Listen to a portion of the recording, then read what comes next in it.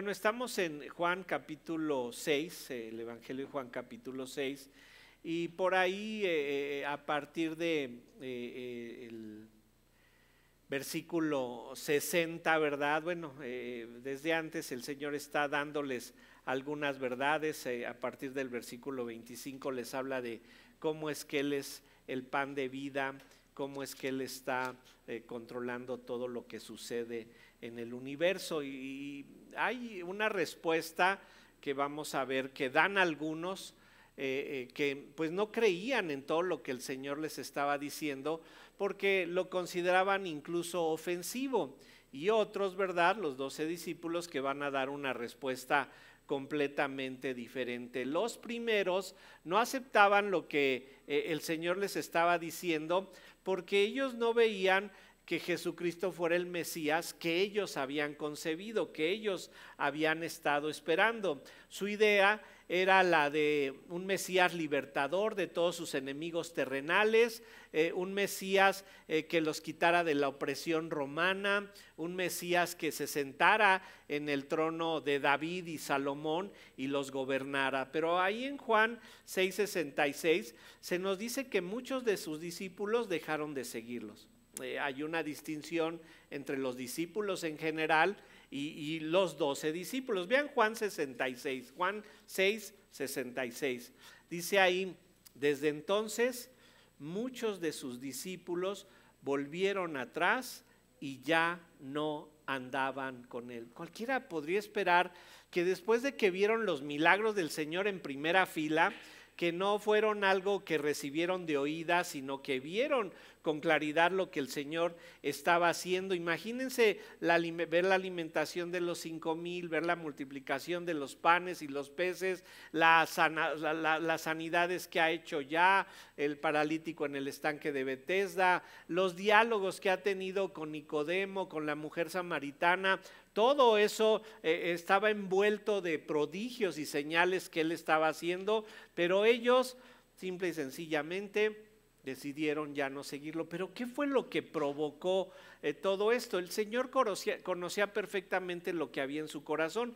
Vean lo que les dijo ahí mismo en Juan 6:26, en el versículo 26, el Señor les dice por cuál es la razón por la que lo estaban siguiendo. Juan 6:26 dice: respondió Jesús y les dijo: de cierto os digo que me buscáis, no porque habéis visto las señales, sino porque comisteis el pan y os saciasteis. Jesucristo conocía la mente de ellos y sabía perfectamente que estos, a los que llamaba discípulos, buscaban solo beneficios materiales al seguir a Jesucristo. Jesucristo les ofreció pan, les ofreció pescado, y comieron hasta que saciaron, pero ese no era el objetivo de Cristo. Jesucristo no estaba llegando a la tierra simplemente para darles, cubrirles sus necesidades materiales y que ellos pudieran estar satisfechos. Jesucristo está usando todo esto porque recuerden que como un maestro de la palabra aprovechaba cualquier circunstancia, aprovechaba cualquier momento para mostrarles alguna verdad que él tenía para ellos. Jesucristo usó ese momento en el que tuvieron hambre para mostrarles que él podía cubrirles una necesidad física, pero usó esto para decirles que su mayor necesidad era una necesidad espiritual, y que del mismo modo que se necesita cubrir la necesidad física, la necesidad de alimento, el espíritu también tiene que ser alimentado. Ellos no lo comprendían. Estas palabras del Señor Jesucristo eran difíciles de entender. ¿Cómo es que necesito alimentar el espíritu? Y son comparadas, por ejemplo, con las palabras que le dio a Nicodemo, cuando Nicodemo no entendía que tenía que nacer de nuevo. No comprendía Nicodemo la vida espiritual. La misma mujer samaritana no entendía que necesitaba un tipo de agua que le iba a quitar la sed por los siglos de los siglos. Y aquí, en esta respuesta que vamos a ver, no están entendiendo el significado del pan de vida que el Señor Jesucristo les quiere dar. No entendían esa necesidad espiritual que tenía que estar siendo alimentada de manera constante. Vean ahí mismo Juan 6:27, porque el Señor les está diciendo, del mismo modo que ustedes alimentan su cuerpo, del mismo modo que saben que tienen que trabajar porque el dinero no les va a caer del cielo, ¿verdad? Del mismo modo tienen que alimentar a su espíritu. Juan 6:27 dice, trabajad no por la comida que perece, sino por la comida que a vida eterna permanece, la cual el Hijo del Hombre os dará, porque a éste señaló Dios el Padre. El simple hecho de que se logre comprender que como seres espirituales tenemos que alimentar nuestra parte espiritual, ya sería suficiente para buscar comprender más lo que Dios quiere decir. Pero estos están escuchando a Jesucristo y no están comprendiendo que de lo que les habla es de que la vida espiritual tiene que ser atendida, alimentada, nutrida constantemente, del mismo modo que la física. No entendían la vida espiritual y esto les causaba problemas. Pero hay algo más que no solamente les causaba problemas, los ofendía.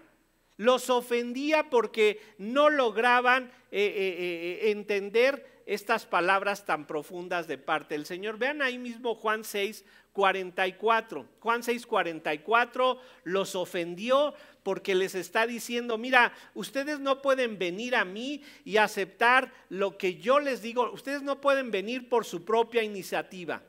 Si Dios Padre no los traía a su Hijo Jesucristo, no había manera que ellos pudieran comprender lo que Jesucristo decía. Vean Juan 6:44. Ninguno puede venir a mí si el Padre que me envió no le trajere, y yo le resucitaré en el día postrero. ¿Cómo? O sea, estás diciendo que tu Padre nos tiene que traer a ti, y que nosotros no tenemos la capacidad, el intelecto, el razonamiento suficiente para llegar a ti. Vean el versículo que sigue, porque no solo les decía que no podían usar su albedrío para llegar a comprender lo que Cristo les decía, sino que les decía que no lograrían comprender tampoco lo que los profetas habían dicho. Juan 6:45 dice, escrito está en los profetas, y serán enseñados por Dios, así que todo aquel que oyó al Padre y aprendió de él, viene a mí. Esto era una ofensa. Nos dices que nosotros como judíos, esa es la población, esos son la audiencia que tiene, no logramos comprender que Dios nos tiene que traer a ti. Y no solo eso, sino que nos estás diciendo que nosotros, los judíos, no logramos comprender a los profetas. ¿Esto qué quería decir? Dios no les había tenido misericordia. Dios no se había compadecido de ellos. Desde los profetas se había hablado de Jesucristo y de la forma en la que Él los enseñaría. Vayan a Isaías 54:13. Dejen, ya saben, un separador ahí en Juan 6, pero vayan a Isaías 54:13, porque ahí vemos la promesa de que todos serían enseñados por Dios. Y ojo, que no se pierdan aquí, Jesucristo es Dios. Jesucristo es el Señor. Y ahora les está enseñando. Isaías 54:13. Dice ahí, y todos tus hijos serán enseñados por Jehová, y se multiplicará la paz en tus hijos. Bueno, Jehová es Jesucristo. Dios Padre y Dios Hijo son lo mismo. Y el Señor Jesucristo está hablando aquí, Él les está enseñando, pero les está enseñando algo que ellos no quieren entender, o no son capaces de entender, o se rehúsan a aceptarlo. No entendían que Dios, de quien quiere tiene misericordia y se compadece de quien Él quiere. Esta enseñanza siempre ha sido dura. Dios está al control, Dios es soberano, Dios está trabajando en tu corazón, Dios sabe lo que hay en tu corazón y Dios decide de quién tiene misericordia y de quién se compadece. Esta enseñanza siempre ha sido dura. Vayan a Romanos 9 y vamos a ver precisamente cuando Pablo les está hablando de esta gran verdad, de que Dios es el soberano de la creación, que Él está controlando absolutamente todo? Vean la respuesta de la audiencia romana, lo que le respondieron a Pablo, porque esto siempre ha sido difícil de comprender. Dice en Romanos 9, 15 al 18, pues a Moisés dice, tendré misericordia del que yo tenga misericordia, y me compadeceré del que yo me compadezca. Aquí es Dios obrando. O sea que no depende de mí, de que yo me arrepienta y que yo tenga la lógica y el entendimiento de cómo debo yo de responder ante la Biblia. No, vean el versículo que sigue. Así que no depende del que quiere ni del que corre, sino de Dios que tiene misericordia. Esto nos ofende también a nosotros. O sea, entonces ¿yo qué soy? ¿Un títere? Alguien que solamente está siendo controlado por Dios y yo no puedo ejercer mi voluntad, yo no puedo ejercer mi albedrío, yo no puedo ejercer mi razonamiento. Versículo 17, porque la Escritura dice a Faraón, para esto mismo te he levantado, para mostrar en ti mi poder y para que mi nombre sea anunciado por toda la tierra. Está poniendo un ejemplo, ¿se acuerdan? Dios endureció el corazón de Faraón. ¿Pero por qué lo endureció Dios? Porque Faraón primero se endureció a sí mismo. Y Dios le dijo, ¿te quieres endurecer? Yo te ayudo. Te voy a hacer más duro para que no logres comprenderlo. Versículo 18, de manera que de quien quiere tiene misericordia y al que quiere endurecer, endurece. Se ofendían porque no querían aceptar que el Dios creador del universo estuviera al control. ¿Cómo que Dios controla mi vida? ¿Yo que no valgo? ¿Que yo no cuento? Yo me esfuerzo. Y vean ahí mismo, Romanos 9, 19, vean cómo esta enseñanza siempre ha sido difícil de entender. Romanos 9, 19, pero me dirás, ¿por qué pues sin culpa? Porque ¿quién ha resistido a su voluntad? Entonces ¿por qué acusa a Faraón? Entonces Judas, ¿qué? Él, si el Señor lo preparó, lo vamos a ver en un momento, entonces ¿por qué inculpó a Judas? Si él fue el que lo endureció. Este es lo que están diciendo. Me dirás, ¿por qué pues sin culpa? ¿O quién ha resistido su voluntad? Versículo 20. Mas antes, oh hombre, ¿quién eres tú para que alterques con Dios? ¿Qué te crees para tú querer altercar con Dios? Dirá el vaso de barro al que lo formó, ¿por qué me has hecho así? Así era de duro comprender. Y los que están aquí en Juan 6, capítulo 66, están ofendidos por esto. ¿Cómo somos los judíos y nos están diciendo esto? Y vean lo que le dijeron en Juan 6, 66. Regresen a Juan y vean cómo respondieron ante todas estas verdades tan difíciles de comprender, tan difíciles de aceptar. Dice ahí en Juan 66, desde entonces muchos de sus discípulos volvieron atrás y ya no andaban con él. Se volvieron por el camino que habían andado, no les parecía lo que Jesucristo les proponía y ya no andaban con él.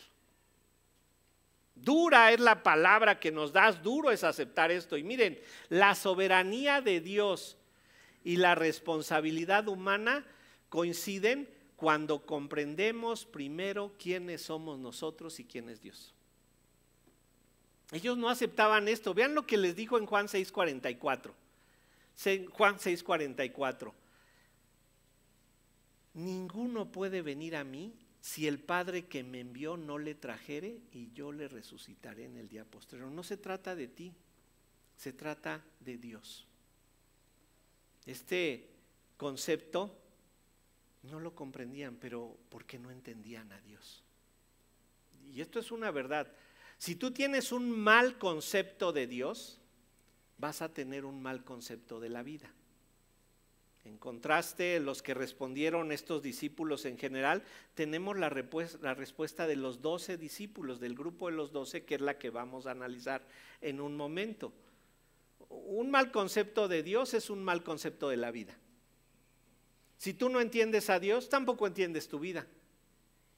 Y esto es lo que el Señor está tratando de decirles ahí. Jesucristo va a aprovechar la oportunidad para enseñarles acerca de cómo es que la soberanía de Dios y la responsabilidad humana son perfectamente compatibles. La respuesta que vamos a ver por parte de los discípulos, esta revelación que dan, esta respuesta que dan ante la revelación de que Jesucristo es el pan de vida, nos va a enseñar esto precisamente, cómo coincide la soberanía de Dios y la responsabilidad humana, y al final nos va a poner el ejemplo de Judas.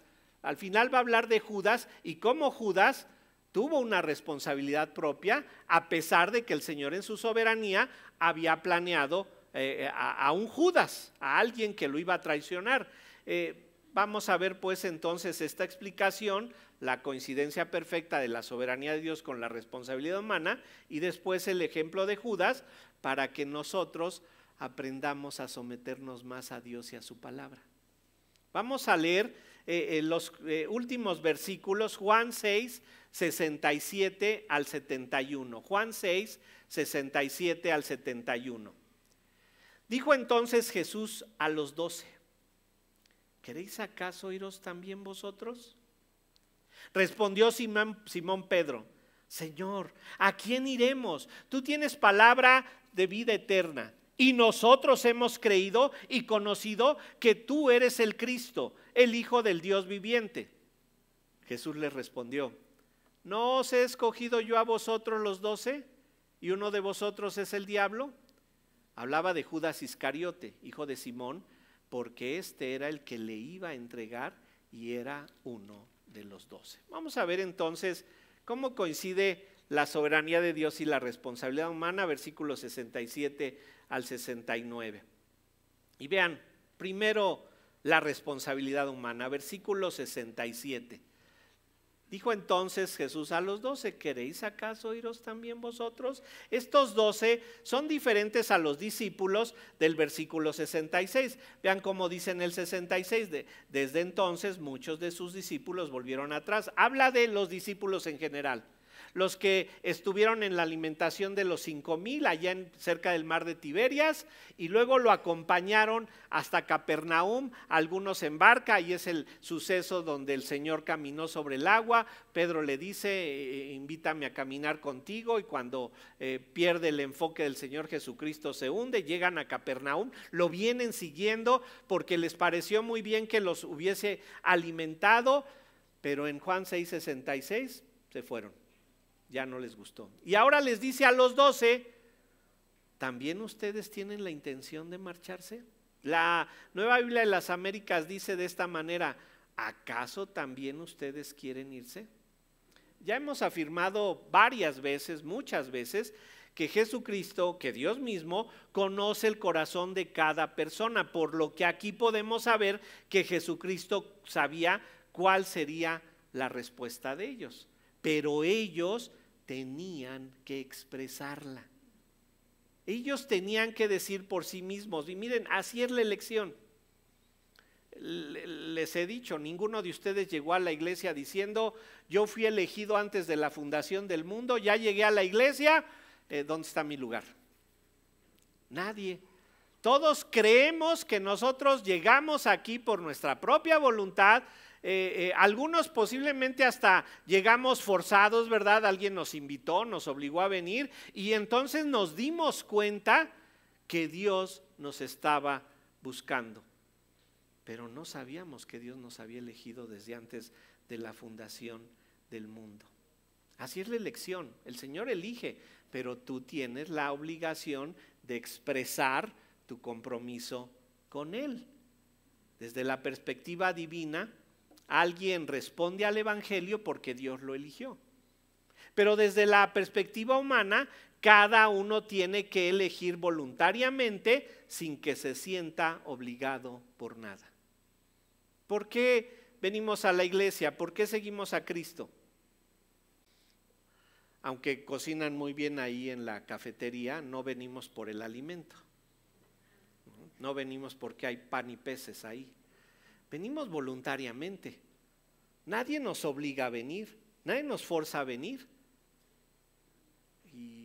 estos estaban ahí porque querían. Y hay algo muy interesante porque entre la forma en la que les dice en Juan 6:66, les dice, muchos de sus discípulos volvieron atrás, se fueron de regreso, es lo que quiere decir. Pero las dos palabras que se usan en el griego para decirles en el 66, volvieron atrás, y luego les pregunta en el 67, ¿queréis acaso iros también? Hay una diferencia muy grande, porque a los primeros les dice, ustedes se quieren marchar escandalosamente, ustedes se quieren ir de aquí porque van ofendidos, porque no quieren entender lo que yo les quiero decir. Pero a los 12 les dice como que más elegante. O sea, ¿también ustedes se quieren ir y lo quieren hacer de manera secreta, tranquilitos, porque no quieren aceptar esto? Esa es la forma en la que está diciéndoles a los 12 discípulos. Jesucristo no hizo la pregunta como dejando la puerta abierta a su decisión, sino para que ellos por sí solos confirmaran su fe. ¿Se dan cuenta? Así es la elección. O sea, Dios no nos dice ya, tú no te vas de aquí y te quedas aquí forzosamente y ahí están nuestros hermanos sugieres pasando lista, ¿no? A ver quién faltó. Háblenle a este porque faltó y díganle que no debe de faltar. No, llegamos aquí voluntariamente, llegamos aquí porque queremos. A ellos, a los otros les dice, ustedes quieren huir, váyanse, pero a los otros les dice, tienen que responder si están aquí por su voluntad. Tienen que responder si están aquí porque ustedes quieren. Soberanamente Dios los eligió, pero humanamente ustedes tienen que responder. No se olviden de que entre los 12 está Judas, en este grupo al que les pregunta. Y Judas aquí está respondiendo a través de la voz de Pedro, está respondiendo que se quiere quedar. Pero sabemos que su decisión no fue firme, porque entendemos que después fue el traidor. Tal vez su decisión por Cristo solo se basaba en sus intereses propios. Él solamente era de los que buscaban algún beneficio. Se sentía bien ahí y aparte, ¿se acuerdan? Como él era el que controlaba el dinero, ahí le tocaba una proporción. Vean esto en Juan 12 del 4 al 6, porque nos dejan ver su interés por el dinero. Ahí en Juan 12 del 4 al 6 llega María, hermana de Lázaro, están en su casa, le lava los pies al Señor Jesucristo con un perfume muy costoso. Todos los perfumes eran muy costosos en aquella época, pero al ver que el perfume, según los ojos de Judas, se desperdiciaba, vean lo que él dijo, Judas Iscariote, Juan 12 del 4 al 6. Dijo uno de sus discípulos, Judas Iscariote, hijo de Simón, el que le había de entregar. ¿Por qué no fue este perfume vendido por 300 denarios y dado a los pobres? ¿Se acuerdan cuánto que valía un denario? A un día de salario. Era como si dijera, mira, aquí hay un año de salario, casi un año de salario, se lo hubiéramos dado a los pobres. Pero dice Juan, versículo 6, pero dijo esto no porque se cuidara de los pobres, sino porque era ladrón y teniendo la bolsa sustraía de lo que se echaba en ella. Esto es muy interesante, hermanos, porque ¿se acuerdan cuando están ahí en el aposento alto y le dicen, a ver Juan, tú que estás ahí cerca del Señor, pregúntale quién es el traidor, ¿verdad? Ninguno de ellos empezó a decir, segurito es Judas. No, todos lo dudaban porque ninguno tenía alguna apariencia así. No. Y cuando el Señor dijo, el que moje su pan junto conmigo, ese es el traidor, no dijeron, te lo dije. Está, ya ves, era Judas. No sabían ni quién estaba ahí. Y Judas va a tomar una decisión personal. Él estaba cumpliendo el plan de Dios. Dios había decidido que hubiera un traidor, pero él decidió responder, yo soy el traidor. Dios lo eligió. No respondió positivamente a la elección previa porque él no conocía la soberanía de Dios. Él no entendía a Dios trabajando detrás de bambalinas. Aun cuando Dios había trazado el plan, él fue responsable de ser el traidor. 11 dijeron la verdad: Señor, te vamos a seguir, nos quedamos contigo. 1 fue mentiroso y dijo: sí me quedo, pero después se mostró la realidad. Y la pregunta de Jesucristo, que Jesucristo les hizo, afirmaba la fe de unos y condenaba al otro. ¿Acaso Él les dice: también ustedes quieren irse? Jesucristo conocía la respuesta de cada uno, sabía lo que había en el corazón de todos, pero cada uno tenía que confirmar para sí mismo la verdad de su propia fe. Y esto es importante, porque hay que comprobar que tienes fe en el Señor Jesucristo. ¿Y a quién se lo vas a comprobar? A nadie más que a ti. A nadie más que a ti mismo te lo tienes que comprobar. La pregunta que el Señor también les está haciendo no está fundada en algún enojo. Ya se me fueron estos. ¿Y qué? ¿Ustedes también se quieren ir? No, esa no es la actitud.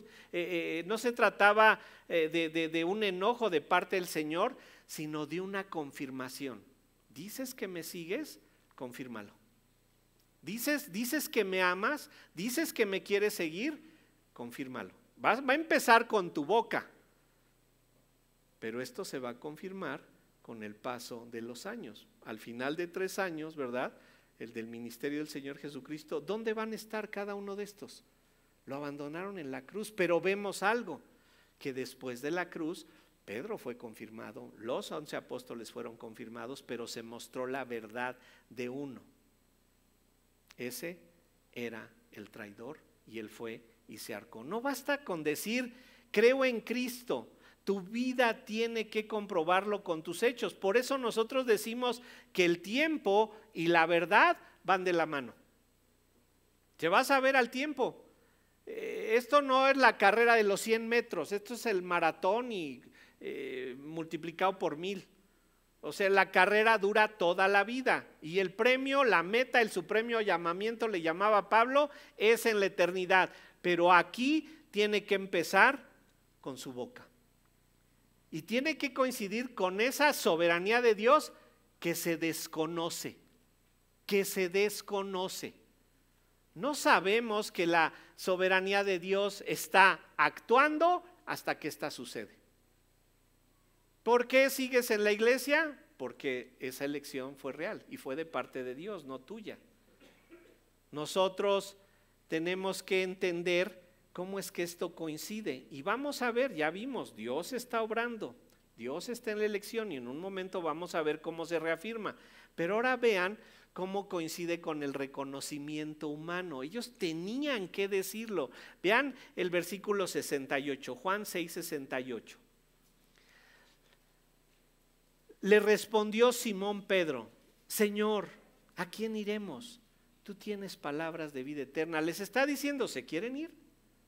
Y Pedro, como era ese Pedro valiente, ese Pedro que finalmente va a ser como el vocero oficial de los 12 apóstoles, porque como vamos a ver en un momento, él respondía siempre: Señor, tú tienes palabras de vida eterna. Señor, te queremos seguir. Señor, yo contigo hasta la muerte. Señor, cada vez que él habla es la voz de los 12. Él le pregunta: Señor, ¿a quién iremos? Tú tienes palabras de vida eterna. Pedro, sabemos que no va a ser perfecto. Él no va a decir las cosas de manera perfecta, porque sabemos que él va a traicionar. Él va a negar al Señor 3 veces cuando lo entreguen. Las palabras de Pedro son tomadas como la respuesta de todo el grupo, y esto incluye al traidor Judas. Vean Lucas 9:20. Lucas 9:20. Porque ahí vemos una forma en la que está hablando Pedro también. Lucas 9:20. Esta es una confesión que debemos de cuadrar o relacionar con la respuesta inicial que él tuvo ante la sabiduría de Cristo. Lucas 9:20.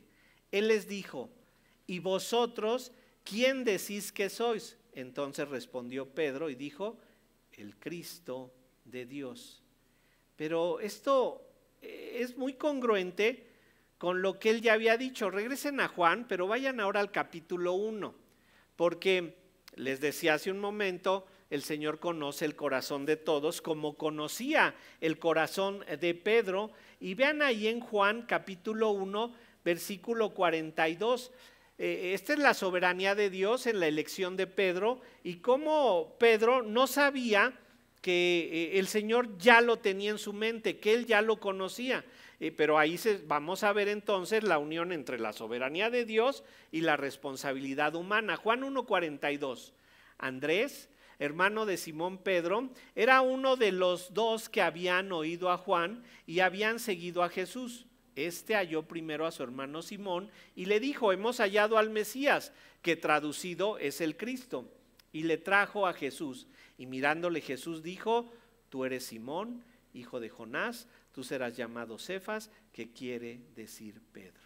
Pedro no sabía que Jesucristo ya lo conocía. Él no sabía que ya, y se acuerdan que cuando estudiamos la elección de cada uno de los discípulos fue algo similar. El Señor ya los conocía. Él se queda maravillado cuando le dice quién es él, pero al punto de Juan 6, Pedro está creciendo en su conocimiento, está creciendo en su entendimiento. Le dice, regresen a Juan 6, 68. Pedro les dice, ¿a quién iremos? Es como si Pedro dijera, ¿existen acaso alternativas? ¿Hay algo mejor de lo que tú nos estás ofreciendo?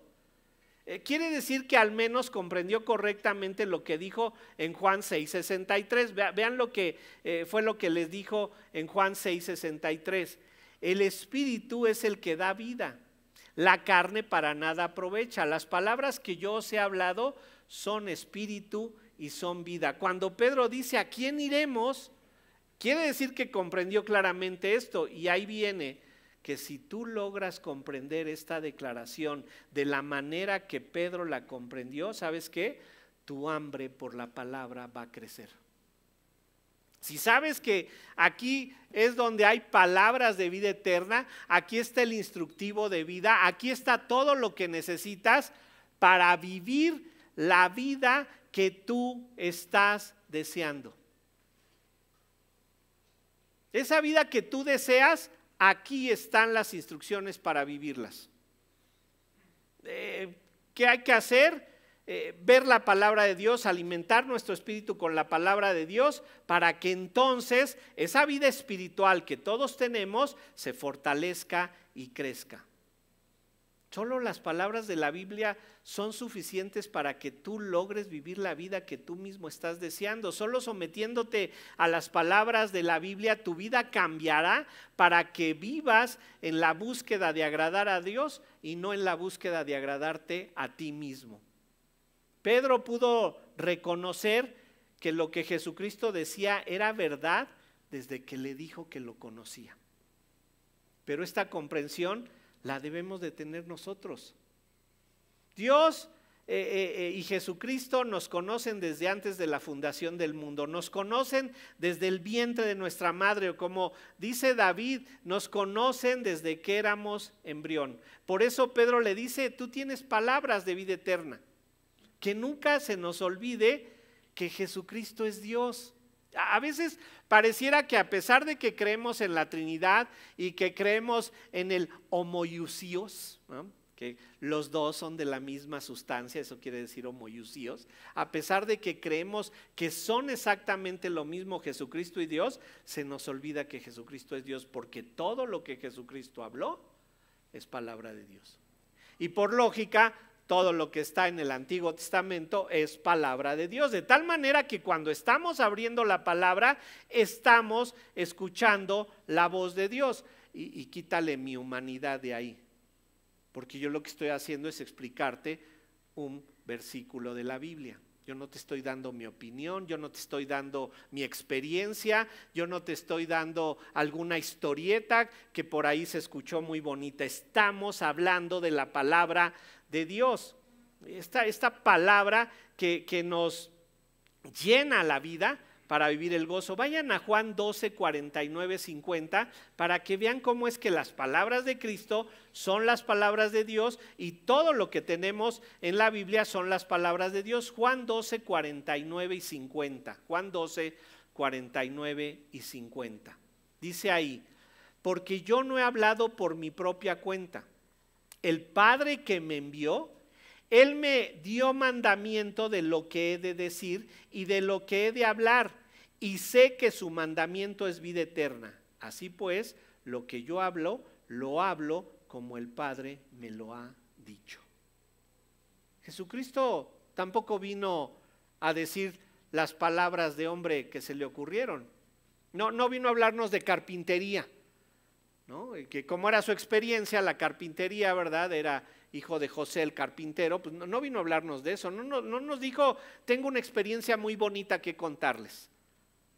Vino a decirnos lo que su padre le había dicho, pero si eres capaz de comprender esto, si eres capaz de entender que cuando la Biblia se abre, Dios está hablando, ¿sabes qué? Tu vida va a ser siendo transformada entre más vayas conociendo y sometiéndote a la Biblia, pero es tu decisión. Es tu decisión. Esa es la responsabilidad humana. Dios te eligió en su soberanía, pero tu responsabilidad es conformarte cada día más a las palabras de la Biblia. Dios nos ha hablado por medio de Cristo. ¿Se acuerdan? Hebreos 1:1. Vayan ahí, vayan a recordarlo. Hebreos 1:1. Se lo saben de memoria, pero hay que estarlo viendo una y otra vez para que nos acordemos que lo que aquí estamos buscando conocer es la palabra de Dios, no son opiniones personales. Hebreos 1:1 y 2 dice así: Dios, habiendo hablado muchas veces y de muchas maneras en otro tiempo a los padres por los profetas, en estos postreros días nos ha hablado por el Hijo, a quien constituyó heredero de todo y por quien asimismo hizo el universo. Dios ha hablado siempre. Dios ha querido comunicarse con el hombre. Dios quiere que vivamos una relación con Él a través de su palabra, pero no porque solamente la abrimos cuando tenemos problemas, sino porque vivimos una relación constante con Él. Vayan ahora a 2 de Pedro 1:21, 2 de Pedro 1:21, porque esto es importante que lo entendamos. No hablamos lo que queremos hablar como hombres, hablamos lo que Dios quiere que hablemos. A veces esto no lo comprendemos. ¿Quién escribió la Biblia? Fueron hombres. Bueno, segunda de Pedro 1:21 nos dice: porque nunca la profecía fue traída por voluntad humana, sino que los santos hombres de Dios hablaron siendo inspirados por el Espíritu Santo. Esta palabrita inspirados en el español está muy devaluada. Está muy devaluada porque pues ahora decir, ay, yo me inspiré. ¿Y qué hiciste cuando te inspiraste? Ay, pues pinté ahí en la pared de mi casa unos ladrillos y mira mi inspiración, ¿no? Un artista se inspiró y escribió una canción, ¿verdad? Porque estaba inspirado. Entonces creemos que la inspiración de los hombres fue algo así como, ellos se inspiraron y dijeron, pues vamos a escribir Efesios, ¿no? O sea, ¿tú de quién? No, yo sabes qué, yo voy a escribir la primera de Pedro. Tú Judas, ¿va? Órale, sí, inspírate, nos va a salir bien. No, esta no es la idea. Fíjense que la palabra en el griego es feró, con una O larga al final, feró, nada más que cuesta trabajo decirlo en el español, pero esta palabra quiere decir que estos hombres fueron llevados, fueron cargados, fueron movidos. O sea, el Señor los condujo en todo momento. Y una ilustración que se me hace adecuada es que ustedes y yo para escribir podemos usar una pluma, un lápiz, ¿verdad? Y escribimos. El Señor usó hombres, pero su soberanía estaba coincidiendo con su responsabilidad. El Señor estaba atrás de manera soberana haciendo que escribieran la palabra de Dios, pero ellos fueron responsables de moverlo.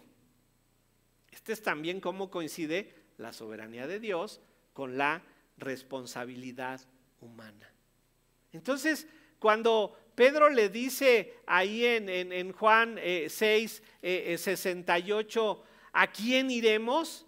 No hay otro lugar al que podamos ir para tener instrucciones para la vida. No hay otro lugar al que podamos ir por instrucciones para hacer un matrimonio. El Señor nos dice que debemos de amar a nuestras esposas como Cristo amó a la iglesia. El Señor nos habla del amor y se va más allá y dice, tienes que amar a tu prójimo. Pero se extiende todavía más en el amor y dice, tienes que amar a tu enemigo. Así es de que tú decides, puedes amar a tu esposa como tu esposa, la puedes amar como si fuera tu prójimo, y ya si no puedes, pues ámala como si fuera tu enemigo. Pero de todas maneras, Juan, te llamas, la tienes que amar. ¿Te salió complicada la señora? Bueno, la tienes que amar, tienes que morir por ella. No hay otro lugar al que podamos venir por instrucciones para hacer un matrimonio que agrade a Dios. No hay otro lugar al que podamos ir por instrucciones para vivir la vida que agrada a Dios. No hay otro lugar al que podamos venir a recibir instrucciones de cómo se es iglesia, de cómo se es un creyente. No hay otro lugar al que podamos ir a aprender a perdonar y a pasar por alto las ofensas. No busques en tu razonamiento, no busques en tu sabiduría, no busques en tu lógica, busca dentro de la palabra de Dios y no pretendas que se te den soluciones específicas a tu problema.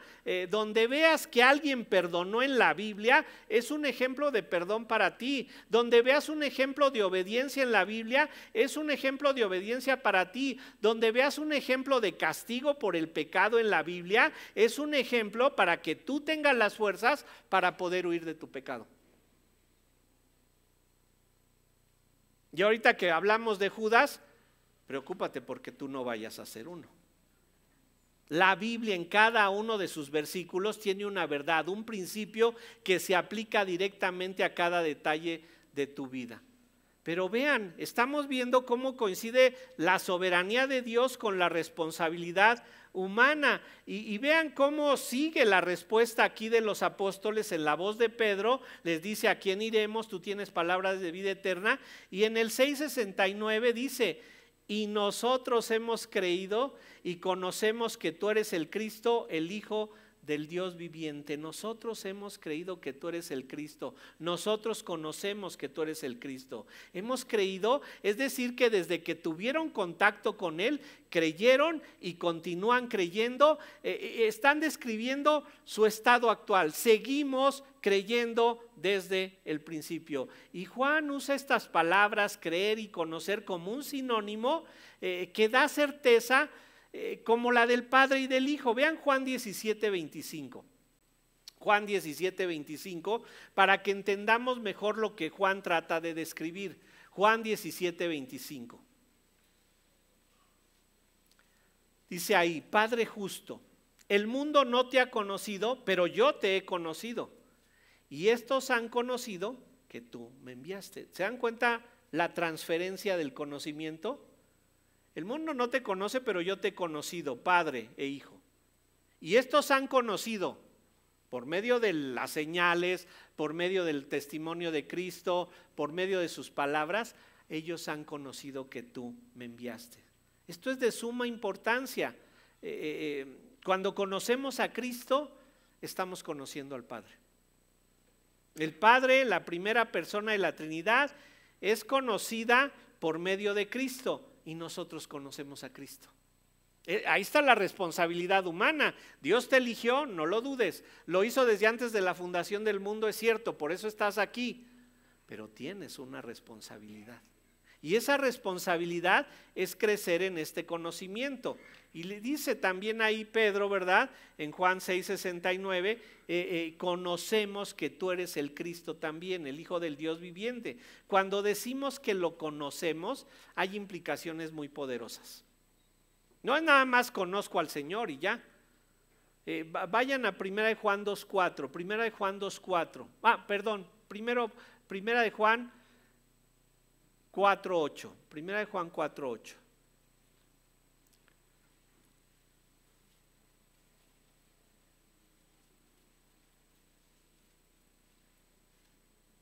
¿Quieres saber, marido, por qué no logras amar a tu mujer?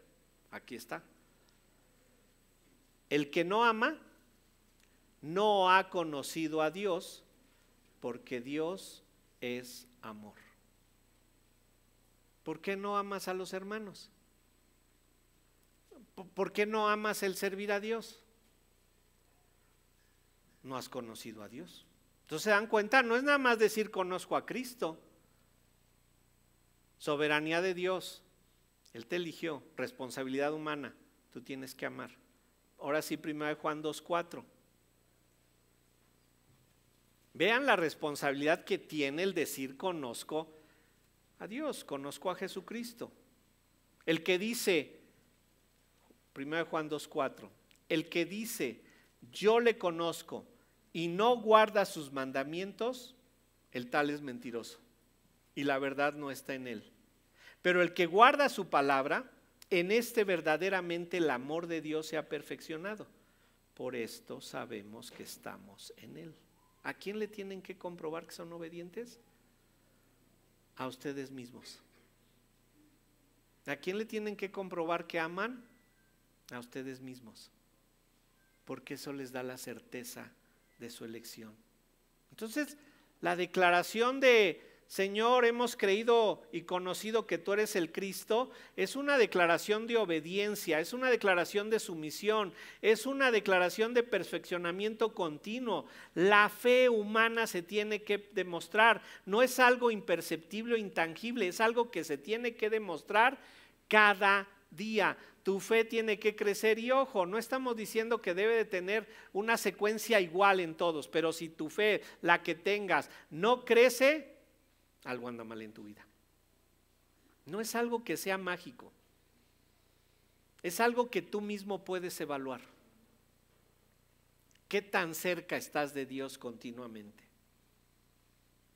¿Qué tanto vas progresando en tu lectura de la palabra? ¿Qué tanto vas progresando en tu oración? La soberanía de Dios te eligió, la soberanía de Dios te dio la salvación, pero es tu responsabilidad el crecimiento en obediencia. ¿Se dan cuenta cómo coincide soberanía de Dios y responsabilidad humana? Y están ahí de manera perfecta. Pero vean ahora vamos a ver el ejemplo de la soberanía de Dios y la responsabilidad humana. Pero vamos a volver a leer el 69 porque quiero enfatizar algo muy importante. Dice en el 69, y nosotros hemos creído y conocemos que tú eres el Cristo, el Hijo del Dios viviente. La respuesta de Jesucristo en el 70 pareciera que está fuera de lugar, porque en el 70 dice Jesús les respondió, no os he escogido yo a vosotros los 12 y uno de vosotros es el diablo, este era el Señor. A ver, Señor, no estábamos hablando de si creemos en ti, que no nos queremos ir, y ahora nos dices que nos elegiste tú a nosotros. Es como si el Señor le hubiera dicho a Pedro, a ver, Pedro, espérate.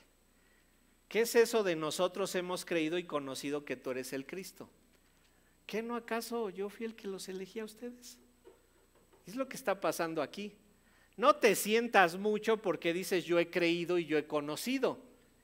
Hay una responsabilidad en ti, pero no se te debe de olvidar que tú estás creyendo y conociendo porque yo te elegí a ti. Si no, tú no podrías estar aquí. La soberanía de Dios es impresionante por su amor inmerecido. Vayan a Isaías 40:17. Isaías 40:17, porque esto resalta esa soberanía de Dios, pero nos ubica en el lugar que nosotros debemos estar siempre. Esto es algo que declara el profeta Isaías y lo declara justo después del capítulo 39, en donde les va a decir que se van a ir a la cautividad a Babilonia. Isaías 40:17, como nada son todas las naciones delante de él, y en su comparación serán estimadas en menos que nada y que lo que no es. Está hablando de todas las naciones juntas. Todas las naciones delante de Dios son como menos que nada y lo que no es. Todas las naciones juntas, y tú y yo.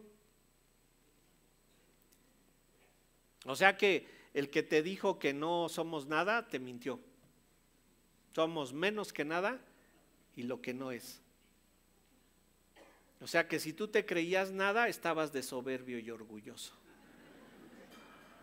Eres menos que nada y que lo que no es. Y vean cómo tiene este entendimiento Pablo. Vayan ahora al Nuevo Testamento, 2 Corintios 12:11.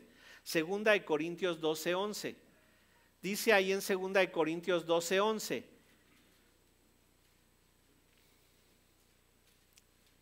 Segunda de Corintios 12:11.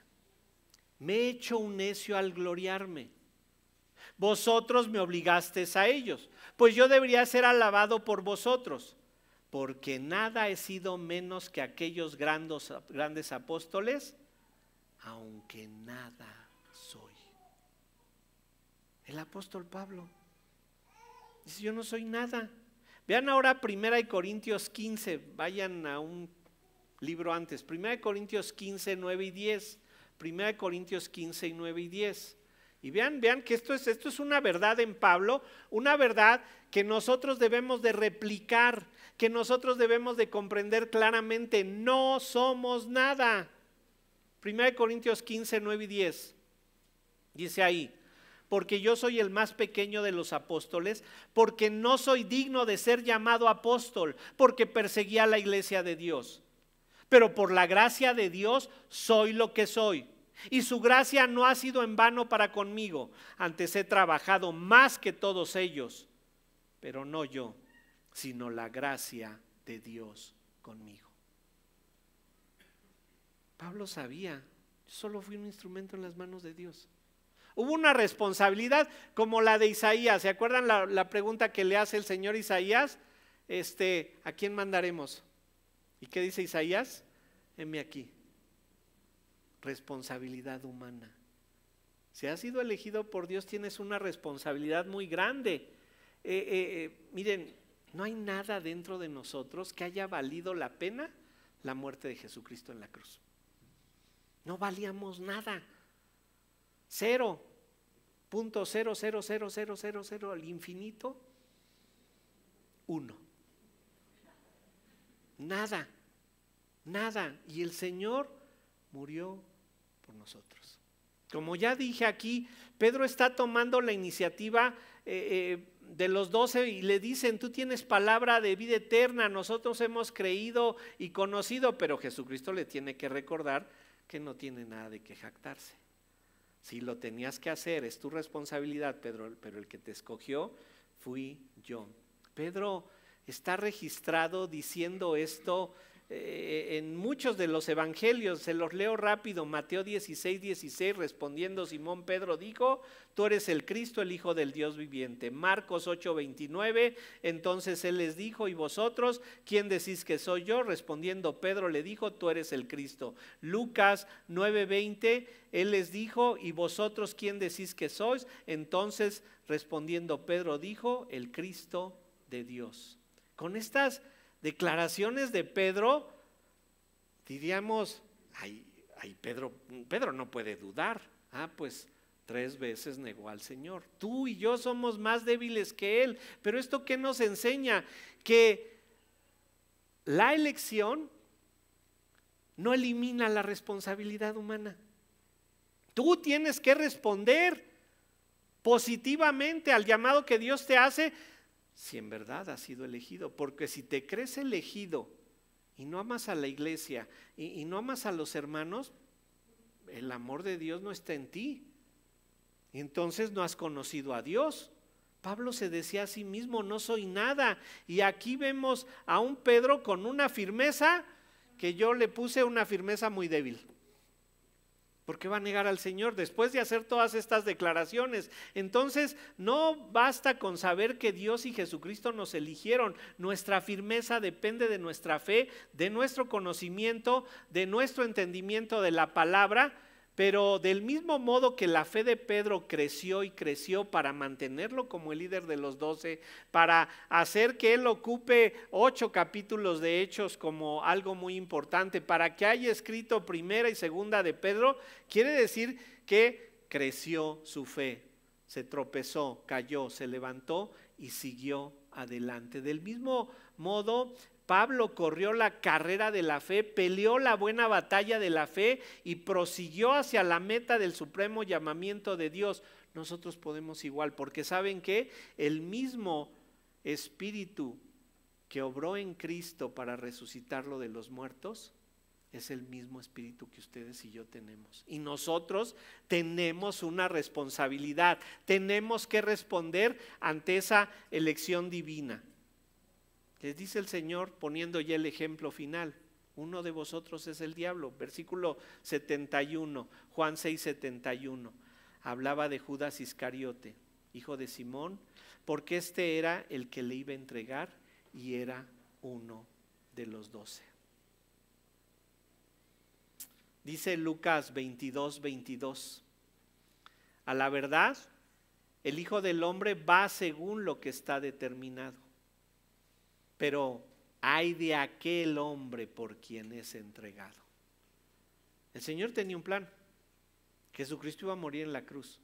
Iba a ser capturado por los fariseos, iba a ser asesinado en la cruz porque el Señor así lo había determinado. Pero dice, pero ay de aquel hombre por quien es entregado.